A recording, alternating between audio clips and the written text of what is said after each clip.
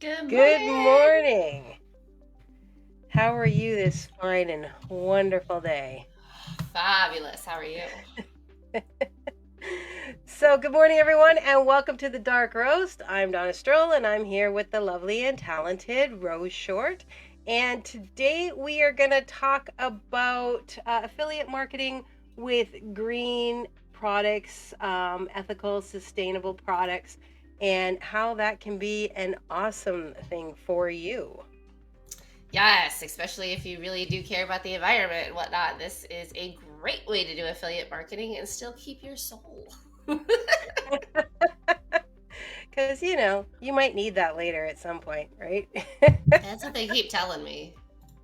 I think it's all a scam. Well, at uh, least it'll help you stay right with yourself. And right, that's the most yes. important part. Yep. And statistically speaking, 62.7% of Gen Z consumers prioritize sustainability, and 80% of consumers are concerned about the environmental impact of their purchases, which is up from about 68 in 2023. So Which is a that's pretty cool. large jump, right? We're Yeah. starting to actually care. Yeah. And I Yep. mean, and another good stat is that consumers are willing to pay close to 10% more for, sustainably produced products. So, Mhm. they understand. We're starting to get back to that understanding that it's quality over quantity. And yes, I want something that's going to last more than, a year or 2 years or whatever. It's like that story about the boots, you know, why can't a poor person, just buy a good pair of boots? And it's because they can't afford it, right? But a good pair of boots will last you for 10 Yep. years, 12 years versus buying, crap. I mean, we're still Yep. going to buy crap, but we're getting closer and moving more and more towards that. I have noticed because there was a point where you couldn't sell used furniture. It was impossible to sell used furniture because everybody wanted new, right? But I'm seeing more and more, especially like you say with Gen Z, where they're starting to recycle and upcycle, and thrifting is becoming more of a thing. So, you know, might as well. Yeah. We're seeing it with the bigger companies too. So like Specialized and Giant, and there was another one they talked about a couple days ago that I can't remember. Have been hardcore looking into cutting down their plastic use and whatnot on their packaging materials, using more sustainable packaging materials like that break down easier. And they've also been kind of looking into like recycling carbon fiber stuff like that to help kind of cut down on their carbon footprint from making bikes and sending bikes, which I think is really, really exciting. Yeah. So, I mean, and how it applies to affiliate marketing, I mean, let's start with the fact that affiliate marketing is a $17 billion industry. So, yes, it is viable. Yes, it is real. And yes, it makes money. And with eco-friendly programs are starting to gain traction. Products with sustainability, their claims have grown 2.7 times faster than conventional products. So especially if you're into product um, marketing, right? So Mm-hmm. Amazon and anything with physical products. Amazon is just the first one that comes to mind, but there are plenty out there directly from the source. So you don't necessarily have to do Amazon, but like I always go back to golf clubs, right? Because it's Mm-hmm. such a off the bend kind of place. But I mean, there's a lot of money in golf, so you know, Yeah. being able to sell something that's going to last a while and is sustainable, it's done ethically, it's not one and done. That's going to be huge for affiliate marketers in the product sphere. Yeah. Especially if you get into things like Melaleuca, which is a huge one. So their products are all natural. They're a monthly thing, so like every month you're looking at getting income. Now I don't do Melaleuca, but I grew up on Melaleuca because my mom was always getting it because it was healthy alternatives to stuff, and so that's been around since before the internet, and it's thrived with the internet for the same reason. It's sustainable and it makes sense. So Yeah. And I mean, it also helps build your trust and brand loyalty, right? Because if you're promoting sustainable brands, you're going to build stronger relationships, because the people that are looking for that are, they want to make sure that you're being ethical as well. And so just by being that and showing up that way, you're going to build a stronger trust base right off the bat. So Yeah. But so, how do you find ethical products, right? Well, you gotta choose the right eco-friendly brands. You want to partner with brands that demonstrate transparent supply chains as a huge one. Use sustainable materials, obviously, and then have those certifications like fair trade or carbon neutral or anything like that. Patagonia is a good one. Avocado Green Mattress is an interesting one. Zero Waste Store. There's a pallet company now that uses coconut husks to make pallets because they're eco-friendly. Yeah, huge. yeah. So like just doing that little bit of research and finding those can go a long way. Yeah, I mean, even with your home and your building materials, same Mm-hmm. thing, right? Now, you want to obviously create valuable content, same as with anything that you're selling, especially if you're an affiliate. This is a good place where educational content would be super helpful. So, like blogs and videos and guides and stuff like that, because you're going to be showing people how what you're selling and what you're promoting is, reducing a carbon footprint or is ethically sourced or that kind of stuff. That's where, your content is going to be super helpful for you, and where educational content is really going to stand out versus just buy my stuff or this tastes really good. This looks Yeah. awesome. No, we don't care about that. Like, what kind of fibers does it use? Are any children being used in the making of this product? All these kinds of things matter. And that's where you can also use your case studies and comparisons, reviews, tutorials, all those kinds of things to show how your product stands above the rest. Yeah. Well, excuse me. That's also where you can really leverage your social media, right? Like that's where you get the day in the life videos or the hey, clean my shower with me, right? Like you can do these basic day-to-day things that showcase the product and how good it is, while also being able to talk about the sustainability or even the low toxicity, right? So like especially for new moms or parents with kids that have a lot of allergies to like fragrances and things like that, can be extremely game changing. And if you I hate that phrase, I don't know why I just used it, sorry. But it can be really powerful, especially if you have someone in your house that has those sensitivities, right? You can, like, I remember at one point my mom had done like a little commercial with my sister, because there was a very specific brand of shampoo that worked for her as a teenager and nothing else did. And so it was her talking about like how great it was, for her hair, and like she could finally like felt like there was a product that worked. Like things like that are really powerful, and social media is fantastic for that.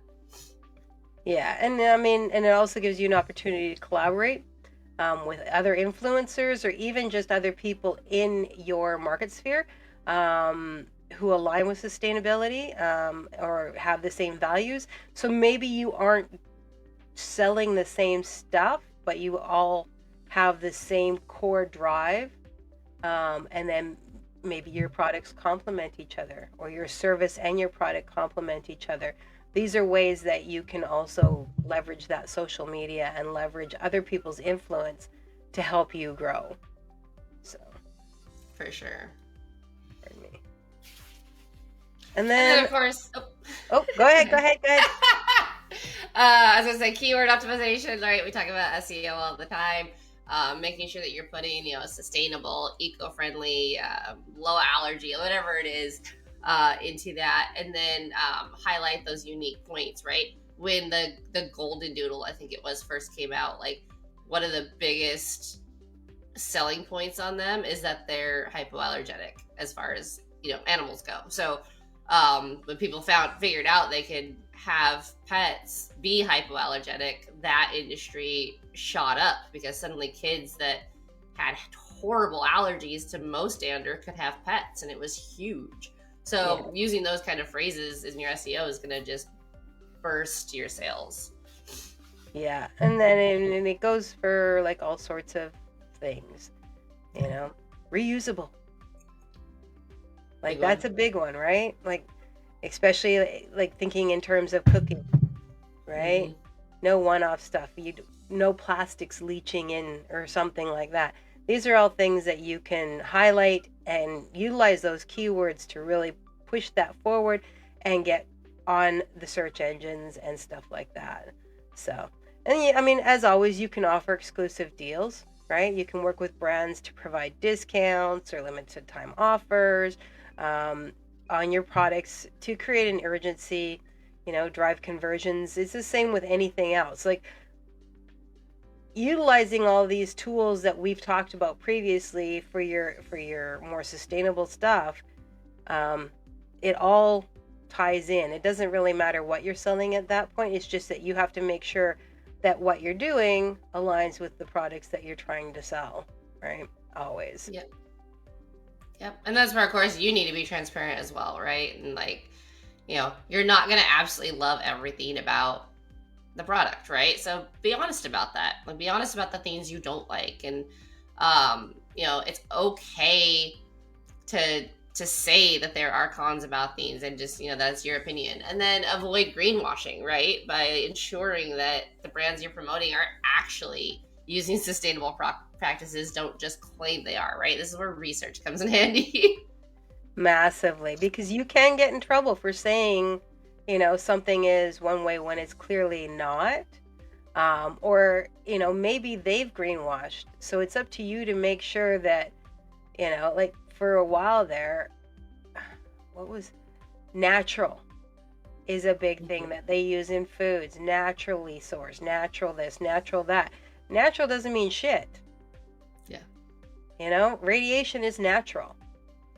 So It was a good job by the marketing team. yes. So just make sure, and if you're saying organic, again, recognize that organic has its own limitations. It has to be X% organic. It doesn't have to be actually 100%. So recognize when you're doing that. If you're buying if you're affiliating for a clothing company and you want to do ethically sourced stuff, make sure that they are actually being ethical, not just ethical once they get across the border. Yeah. Right. So. Yeah, we've seen a couple brands get in trouble for rumors of child labor in their factories overseas and things like that. So. Yep. Yeah, and I mean, that's good. Yeah. Yeah. And that's, again, where like educating your audience and making that edutainment type content can be really, really, beneficial, because, you can show that eco-friendly doesn't have to be super expensive, or you can show that, eco-friendly doesn't have to, you don't have to go out of your way to be eco-friendly. Like, that's a big theme that a lot of people that think eco-friendly and climate control and all that are just buzzwords, like, really think, is that they have to go out of their way to have these sustainable products in their home, and they don't. But if they don't know that, they're never going to try, right? So if you show up on their page and you're talking about a specific cleaner that you can get, like 7th Gen, that's a good one that I know is in most grocery stores. Yeah. And you talk about it has no fragrances or no dyes, so that it's good for sensitive skin, and then they see it in the store, then like they're more likely to be like, oh, okay, you know what, like, I don't have to go out of my way, it's right here. So being able to talk about those things, like Melaleuca, obviously you would be able to do that with, because they're their own website, they're their own store, digital store. But with a lot of these other products, they're available in stores, and that becomes cheaper. And that also gives you an opportunity to do comparison and reviews, right? And say, Mm-hmm. well, you can get this absolutely at the store, and this is how much it costs. We also have I did this one. It's comparatively the same, but it's a little bit cheaper. So yeah, you buy it online, but it's also cheaper. And if you have any questions, I'm here to answer them for you. Whereas maybe a store isn't. So those are things that you can play up, right? Yep. And then, like you were saying earlier about using storytelling, like you're with your mom and the shampoo, right? That's important. Or if you have somebody like my husband has a sulfite allergy, so we have to look at absolutely everything that we buy. You would be surprised at how many things have sulfite, because it's a natural um uh, what do they call them, stabilizer or whatever. It helps it keeps it fresher longer, so it's used a lot in a lot of things, especially in things like bag salads and whatnot. We can't have any Interesting. of that. We can't, like, it's just not possible. Same, and it's in like white wine, so if anything has white wine vinegar or anything like that in, nope, can't use that either, right? So Yep. so if somebody in your life is struggling with those kinds of things and your product is helping them, then that's a great way to add that into your storytelling. So, Yeah. Yeah, corn was ours. My dad's allergic to corn, and this was before the war on corn syrup, and so it was in everything. To the point that like we found out that grass fed and grass finished are two different things, because if yep. he eats meat that has been fed corn, it will trigger his allergy. And this is again where like a lot of these things sell because their marketing teams are really good at their job. And so you have to be able to look through the marketing and get to the truth. And that's annoying, but it's just the truth of the matter, at least here in the US. My sister is highly allergic to glyphosates, which are in a lot of foods. Um, and she had her vitamins that she was taking on the regular, right? And all of a sudden she started to get sick. She started to feel really sick. Now, when I say she's allergic, I mean very allergic. Like her internal organs rupture and shit like that. So not good. Um, and so she was cutting out foods, trying to figure out where things changed, and then she decided with the vitamins she'd give it a try, and sure enough, so when she contacted them, they had changed suppliers. And now the ingredients on something that she felt was safe and comfortable was no longer safe and comfortable for her. So yeah, it's these are the kind of stories that you can share. Like, yeah, no, these almost killed me. If you want to avoid that for yourself, Yep. yeah. And that goes for animals too. A Cane Corso creator that I follow, toward the end of the year, I think last year, was convinced that his older Cane Corso was going to go, and Mm-hmm. didn't know why. And it was a topical tick treatment that he put on it. The dog just didn't react to it well. And as soon as he washed it off of him, he started to bounce back. Yep. And I mean, you'll see that a lot of times with a lot of different things, like, was it Blue Mountain or something like that? One of the food ones that was, organic and really healthy, and all of a sudden they change ownership, and the next thing you know. So always be aware if you are selling or promoting ethical, healthy, organic, all that kind of stuff, that keep an eye on them. And if they do change ownership, or stuff like that, make sure that you are, checking to that they are still following those guidelines that were originally set in place, because new owners mean new things happen, right? And that happens all the time, where something was one way but changed because they had new ownership.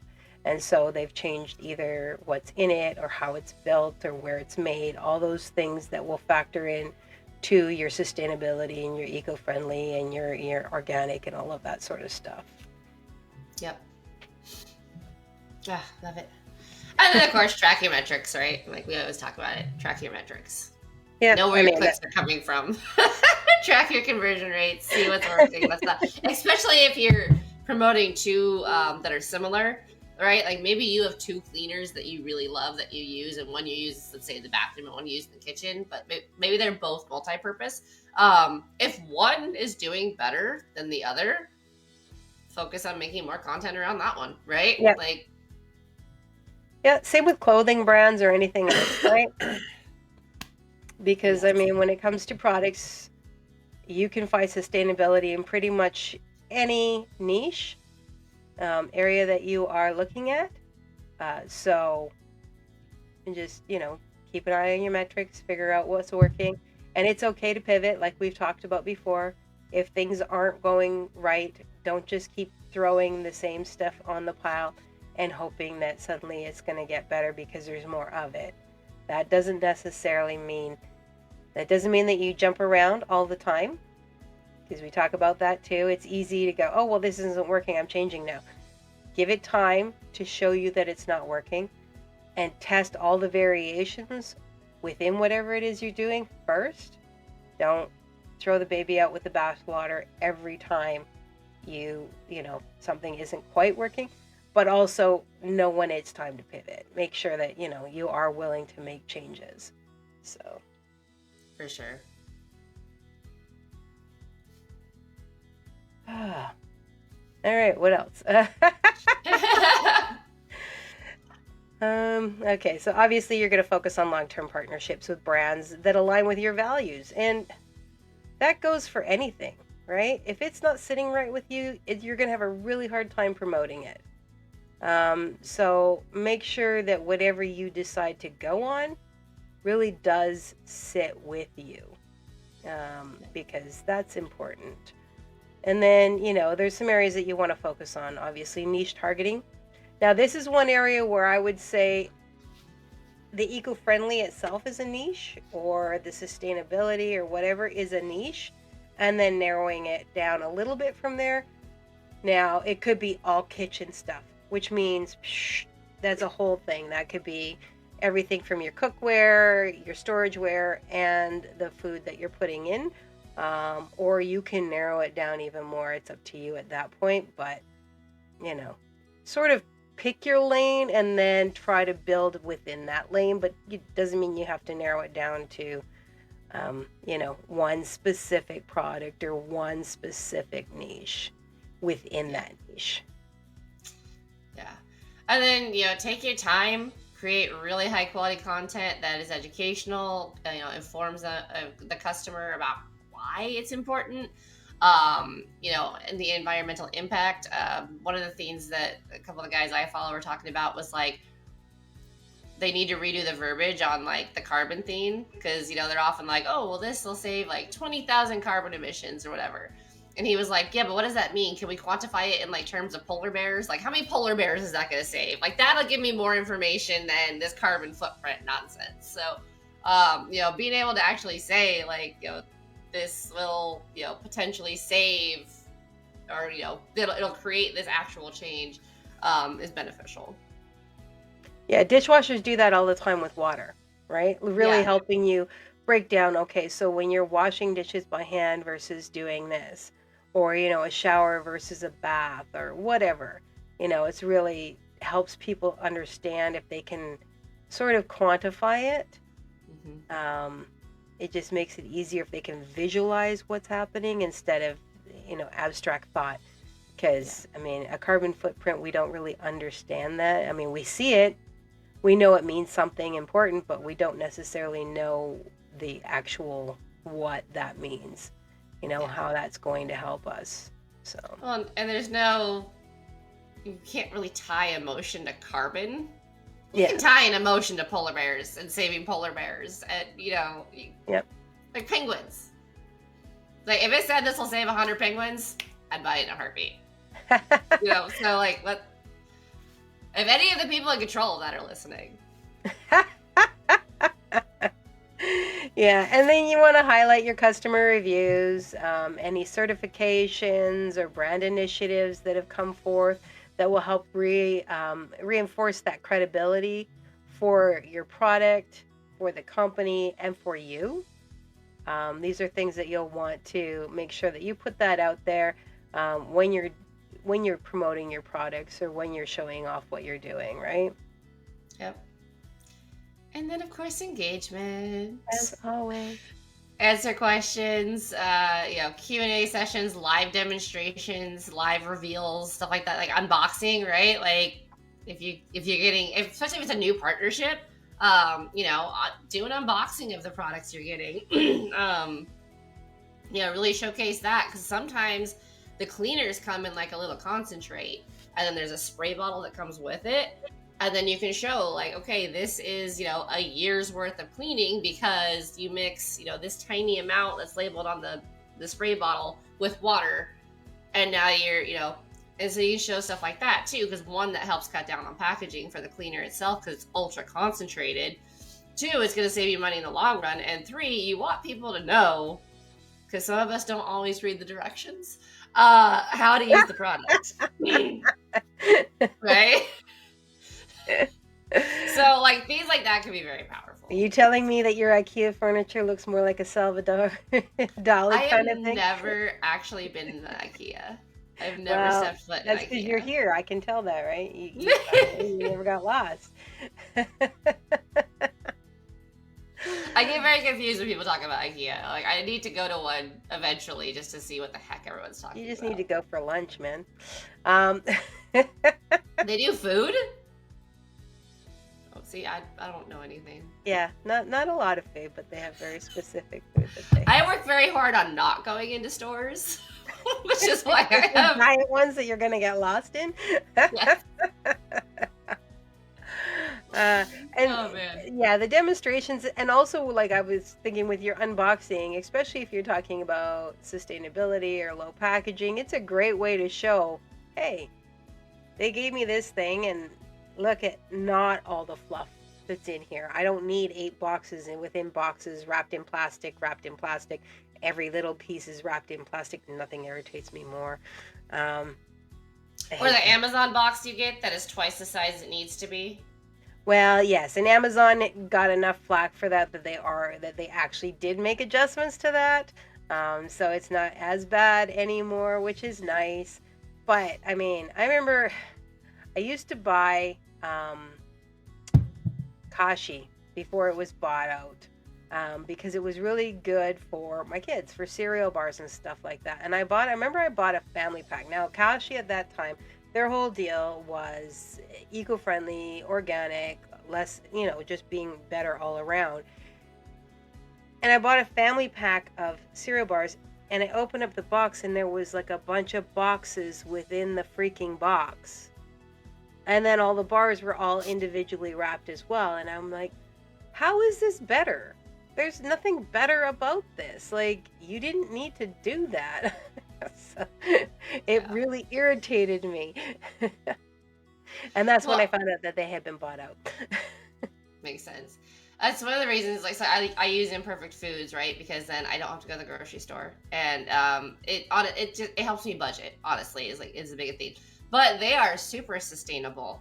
Because everything that you get, you can recycle back to them. And so, like, it comes in, like, your cold stuff comes with a ice pack inside of a, like, foil type enclosure. The eggs are always wrapped in, like, a bubble wrap thing. And then there's usually, like, brown paper padding. But you can leave all of that. You can clean it, obviously. Like, sometimes I will say the ice packs do leak. But they're also the ice packs that, like, you can use for your plants. Like, you can put in your bed and it, like, holds the water in. So, like, you can still recycle it even if it's broken. But if it's not broken, you can, clean it all up, put it in a box outside. And when they come deliver your next week's groceries, they'll take back the stuff and reuse it. That's amazing. Because I had a meal delivery service when I was up in Canada. I was living on my own. And I was like, this is easier for me. And one of my biggest issues was the box with all the ice packs and stuff like that. So many boxes, so many like foil lined boxes with all these ice packs. And what am I supposed to do with this? Yeah. Right? So that's one of the things I really love about Imperfect or Misfits now is that they'll take it back. They'll take it off your hands and reuse it. And that's fantastic. That's fabulous. I know that in Canada, I don't know if I haven't seen it down here, but I know when I was in Canada, you could take your plastic grocery bags back to the grocery store, and they would deal with them, like they would recycle them for you, which I always thought was some great. here in the U.S., but it's not. Well, you get charged in Canada now. It used to be. Okay. Yeah, you have to pay if you want bags in Canada. You have to pay now. You have to find very specific stores here to recycle them, but we reuse ours in other ways. Yeah, same here. We have dogs, so. Yeah, no, I mean they get reused, but it's so nice. Like if you get like a plethora of them to be able to just take them back and have them be recycled. But Yeah. Well, and Yeah. that's yeah, again, why I do imperfect, because gotta worry about it. Always And good. yes, I am an affiliate of Imperfect, so I do talk about them a lot. Well, But you there know you what? go. Eggs are still $3 a dozen, so See? I'm And we didn't, happy. and there you go. People who didn't know that something like Imperfect Foods or Misfits or whatever it's called now has an affiliate program. Now you know, right? So Yep. that's something that if that's something where you think it would be beneficial to you to be a marketer for them, that's something that you can add to your repertoire, Yeah. and build out that Well, ethical programming. and the nice thing is too, so like anybody that signs up, like I'll drop my affiliate link since we've been talking about it so much. But anybody who signs up, I don't get cash, I just get a grocery credit. But whoever signs up also gets a grocery credit. So And there you go. that's you're already saving money. So Yeah, so I mean, that's the other thing too is affiliation comes in lots of different ways. Sometimes you get discounts, sometimes you get money back, sometimes you get free stuff. It really just depends on the type of affiliation that they're offering. So, not all your affiliation may be dollar bills in your account. It may just be something that actually saves you dollar bills later on. Um, so, yep. bottom line is, if you align your marketing, your online marketing with, you know, eco-friendly, sustainable, organic, that kind of thing, products, you can align your values and your principles with something that's actually going to be quite lucrative for you. Because the reality is we are becoming more and more concerned about these things, especially as our generations, the older generations, fade out and the newer generations come to be, because we're no longer about convenience. It's starting to change. That tide is shifting, Yeah. and convenience is not necessarily the number one priority. So, in that way, you can have your voice and still make an income. Yep. So I think that's it, and that's all for today. What are we doing next week, dear? Next week, we are talking about affiliate marketing for service based businesses. So, how to blend promotion with your services. And this, we've seen it work many times. So, it's a big one. Yep. So I'm looking forward to that. I hope everyone has a great week. And if you found this helpful, please drop a comment, share, and hit that subscribe button. Your feedback is super helpful in growing this channel. And of course, if you have any questions or if there's any specific thing that you would like us to talk about, drop that in the comments too. Happy Friday! Happy Friday, everyone.